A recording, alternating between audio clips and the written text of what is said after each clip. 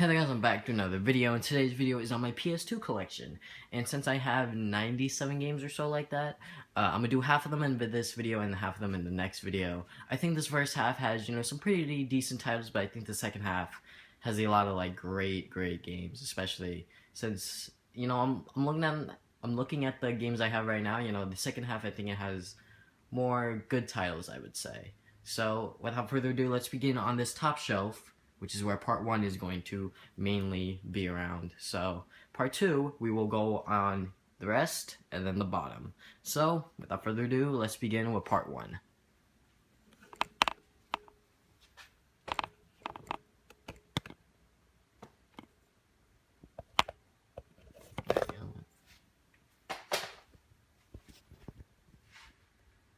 Alright, so part 1's gonna, like I said earlier, just consist of all these games on top, and then go right through here until we get to this game, which is a mystery game, which I honestly don't know myself. So, yeah, without further ado, let's begin with the top shelf. We got Atari Anthology, sorry for the glare, Atari Anthology, Ben 10 Protect the Earth, But Ugly Martian, Zoomer Doom, Cars, these two are racing games, Crash, The Wrath of Cortex, Crash of the Titans, and Catwoman. Atari Anthology is just a bunch of Atari games. This is a 3D platformer, I believe, something like that. It's been a long time since I played it. The last time I played it was when I first got it, so when the game was released, that's when I played it, so yeah. And Crash, The Wrath of Cortex is pretty good. It's not exactly as good as, the Naughty Dog Crash Bandicoot games, obviously, but still, I think they did a pretty decent job with this one.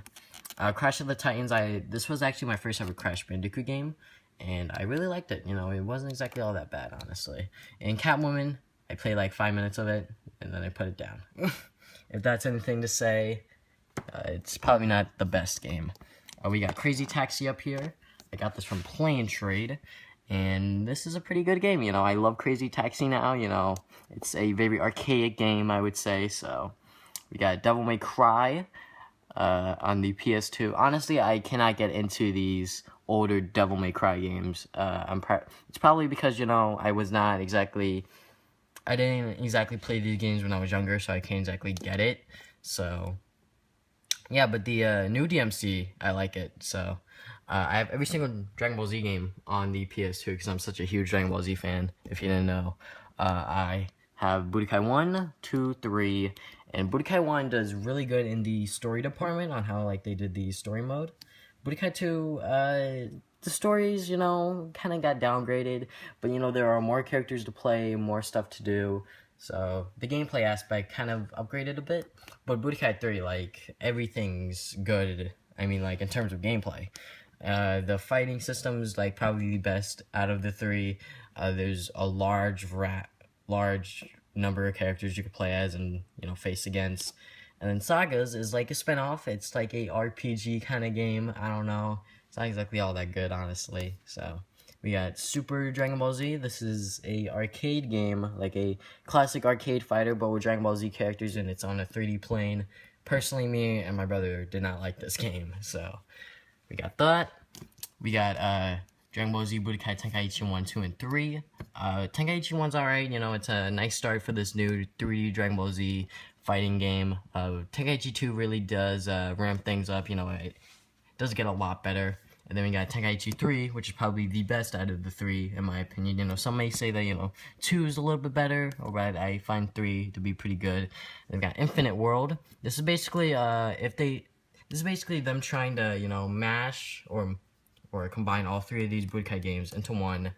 And it kind of worked, but, Budokai 3 is still, the best Dragon Ball Z game on the PS2, so we got Destroy All Humans 1 and 2. I finished the first one. It was alright. It wasn't anything spectacular or anything like that. But Destroy All Humans 2, did not finish it.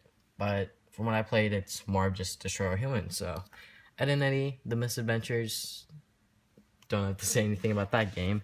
GoldenEye Rogue Agent, I have not played a lot of this game, so I can't exactly say much. The GTAs, I have GTA 3 and Vice City. GTA 3 is basically, GTA 3 is basically where, it all started. Where, where GTA basically skyrocketed, because I believe from there they made GTA 4 and then 5, obviously, then, you know, expansions in between, and that's basically where the franchise, you know, got really popular. So Guitar Hero 3, the Jak and Daxter series, I have every single game on the PS2 except for the Lost Frontier, because I have it on the PSP. So we have Jak 1, 2, 3. Jak 1's pretty good. Jak 2 is really hard. Didn't exactly like it. Didn't exactly finish it either. And Jak 3 is probably my favorite out of the entire series, honestly, because it's really fun. And the open world stuff from Jak 2 is in here, but it's a lot easier. So got to enjoy myself a lot more. And Jak X is a fun racing game, I find, but it corrupts some of your save datas, so I would not recommend getting it unless you buy it with a brand new memory card, because that's the only way you're going to play it and save your game, because if you play with other saves on there, it will corrupt stuff on there. So yeah, that kind of sucks, but hey, we got Kim Possible What's the Switch, and this is actually a pretty decent 2.5D platformer. And yeah, you probably wouldn't expect it from, you know, a Kim Possible game, but it was alright from what I played so far. Klonoa 2, this is a really good game, especially if you love, like, platformers and stuff. So yeah, and colorful wise, or colors, or visuals, I should say, it's very colorful. So yeah, overall this game is pretty good. I think it's pretty cheap now. I don't know, last time I looked it was pretty cheap. So yeah, we got Operation Video Game Kids Next Door, Operation Video Game. And this is a fun Kids Next Door game, especially if you watched it when you're younger. I would definitely recommend it, because it's a really fun game, and it's not exactly all that bad either. So yeah, we got a couple Lego games over here. We got Lego Batman, Indiana Jones, Star Wars, and Star Wars 2. And this is basically all I played when I was, like, in elementary school.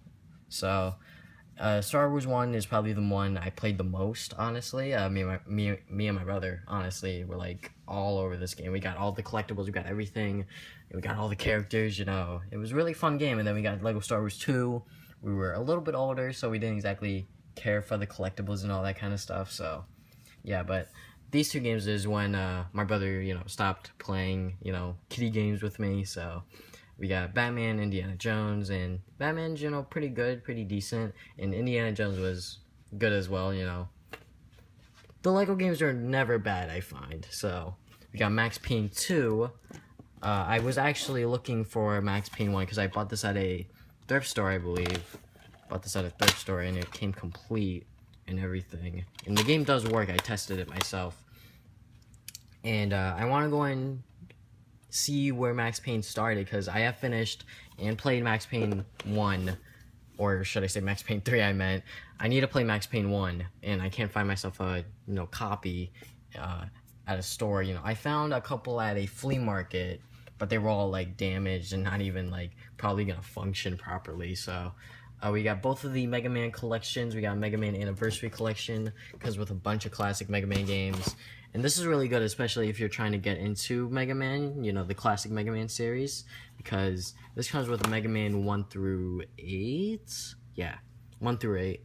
And 2 never before released in the US arcade games on your PS2 computer entertainment system.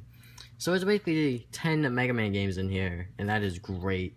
So even though, you know, I suck at Mega Man, you know, it's nice to go and have every single game, or most of the games that were released on past consoles, on a single disc. We also have Mega Man X Collection. It comes with a bunch of Mega Man X games, Mega Man X through Mega Man X6. So 6 games in 1 disc. That's pretty good. We got Naruto Uzumaki Chronicles, and this was a Naruto series that was on the PS2 that I really didn't care about, honestly. You know, it was, you know, decent, I think, you know. I played a little bit of it, actually, and it wasn't that bad, but I put it down because there were other games that I was playing at the time. I have every single Naruto Ultimate Ninja game that was released in North America. I believe there's more. There's Ultimate Ninja 5 and 6, I believe. I'm not sure, but I have 1 through 4. 1 is, you know, a pretty good start. 2 was also good. 3 This is probably the best I find. You know, I like the characters that are included in the character roster, and 4 is pretty good as well. But you know, it's a Shippuden, and personally, I'm not exactly a fan of Shippuden. I mean, like, it's kind of like growing on me now, so I'm starting to like accept it. But yeah, and like the story modes in all 4 of these games are pretty good, especially in 3. I love Ultimate Ninja 3, honestly, and Ultimate Ninja Storm. However, those games are doing phenomenal. So, let's go and get into Nicktoons Unite and Nicktoons Battle for Volcano Island. And this is basically where like a bunch of Nicktoons characters. Think of like Smash Brothers, but instead of like a fighter, it's like a platformer. Maybe Nintendo should do that one day. But yeah, that is where I am going to end this video. But yeah, that is all I have, and sneak peek on what is soon to come next part. So, yeah. I'll see you guys then. Game on, gamers.